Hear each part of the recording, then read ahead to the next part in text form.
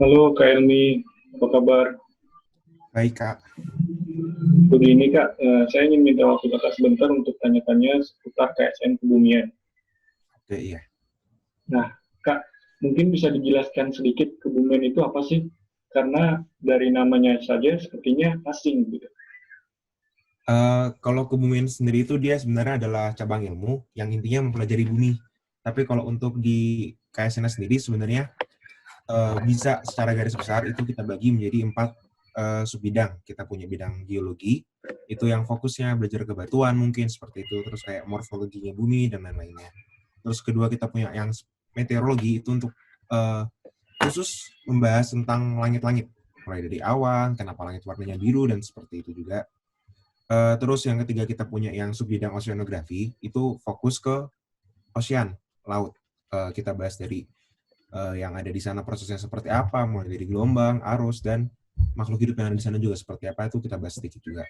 Nah, terakhir kita punya astronomi, itu yang membahas tentang bumi sebagai planet yang ada di suatu sistem tata surya. Kurang lebihnya ada 4 bidang itu sih yang kita pelajari di kebumian ini.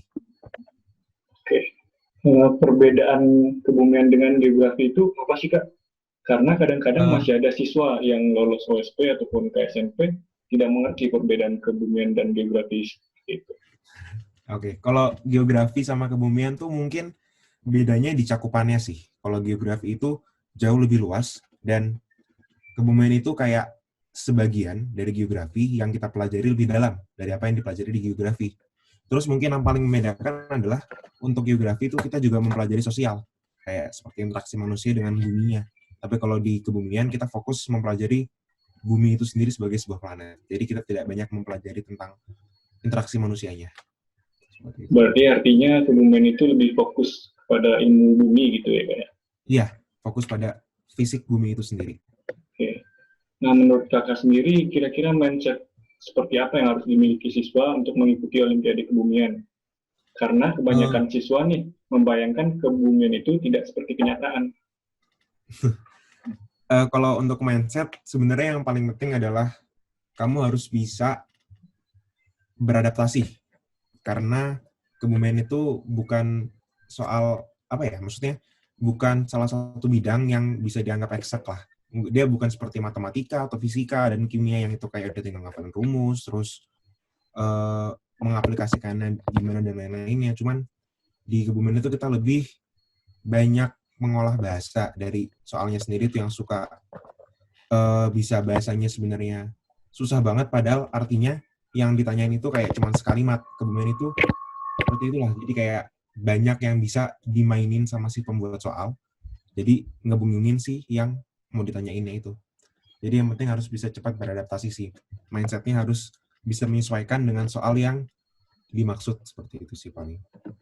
Oke. Nah, berkaitan dengan soal nih Kak, di kebumian terutama kan ada hitungan ya untuk OSN. Kadang-kadang menuntun siswa untuk menjawab.